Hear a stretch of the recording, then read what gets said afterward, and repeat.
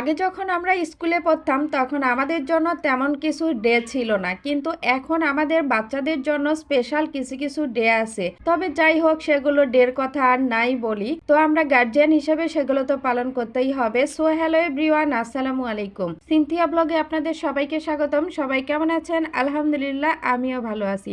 আজকে আপনাদের সাথে একটা বাচ্চাদের স্কুলের ভিডিও শেয়ার করব। তো যাই হোক, সবাই কম বেশি ক্লাস পার্টি বা স্কুলের কিছু কিছু ভিডিও শেয়ার করতেছেন। তো যাই হোক, আমার মেয়ের স্কুলের একটা ভিডিও আপনাদের সাথে শেয়ার করব, যেহেতু এখন ক্লাস শেষ আর কি, বার্ষিক পরীক্ষা শেষের দিকে বা অনেকের বার্ষিক পরীক্ষা শুরু হচ্ছে বা হবে এরকমটা। তো তার আগে অবশ্যই কিছু কিছু স্কুলে পার্টি হয়, অর্থাৎ ক্লাস পার্টি হয়, টিফিন পার্টি হয়। তো যাই হোক, আজকে আমার মেয়ের স্কুলের প্রথমে টিফিন পার্টি ছিল। তো যাই হোক, তার আগের দিন আমার মেয়ে স্কুল থেকে আসতেছে আর বলতেছিল, আম্মু অবশ্যই স্পেশাল কিছু নাস্তা দিবা। অর্থাৎ এই দিন টিচারেরা বলে দিছে যে এই দিন যেন বাচ্চার মায়েরা বেশি করে নাস্তা দেয় বক্স ভরে, যাতে বাচ্চারা সবাই মিলে আনন্দ করে খেতে পারে। অনেক সকাল সকাল টিফিন পার্টিটা শুরু হয়েছিল, এজন্য তেমন কিছু আমি তৈরি করে দিতে পারি নাই। তো যাই হোক, আমি ঝটপট নাস্তা তৈরি করে দিয়েছি এবং মেয়ের সাথে স্কুলে গিয়েছিলাম। বাচ্চারা কিন্তু সেই দিন অনেক মজা করেছে, সবাই মিলে অনেক নাস্তা খেয়েছে।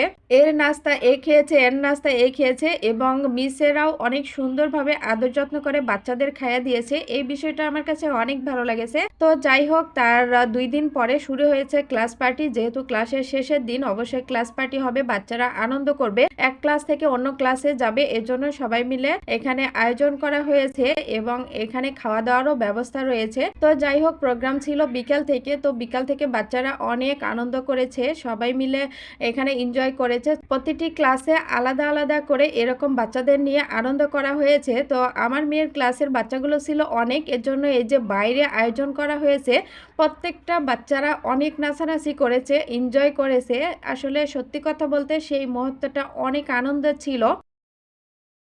যাই হোক, বাচ্চাদের সাথে সাথে কিন্তু গার্জিয়ানেরাও কম ছিল না, গার্জিয়ানেরাও কিন্তু প্রচুর আনন্দ করেছে, নেচেছে। তো যাই হোক, অনুষ্ঠান শেষে অর্থাৎ নাচানাচি শেষে কিন্তু এখানে খাওয়ার ব্যবস্থা ছিল। প্রত্যেকটা ক্লাসে অবশ্যই কেক কাটা হয়েছে, কিন্তু বাচ্চাদের সামনে থেকে ওইভাবে ভিডিও নিতে পারে নাই।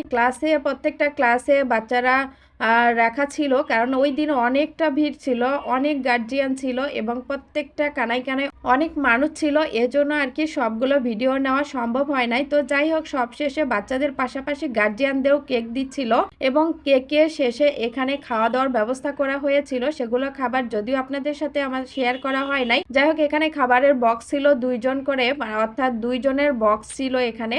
সেগুলো খাবার নিয়ে প্রায় আমাদের সন্ধ্যা হয়ে গেছে, আমরা চলে এসেছি। জানি না আপনাদের কাছে ভিডিওটা কেমন লেগেছে, আশা করি ভালো লাগবে। আর বাচ্চাদের জন্য অবশ্যই দোয়া করবেন। আজ এ পর্যন্তই, সবাই ভালো থাকবেন, সুস্থ থাকবেন, আল্লাহ হাফেজ।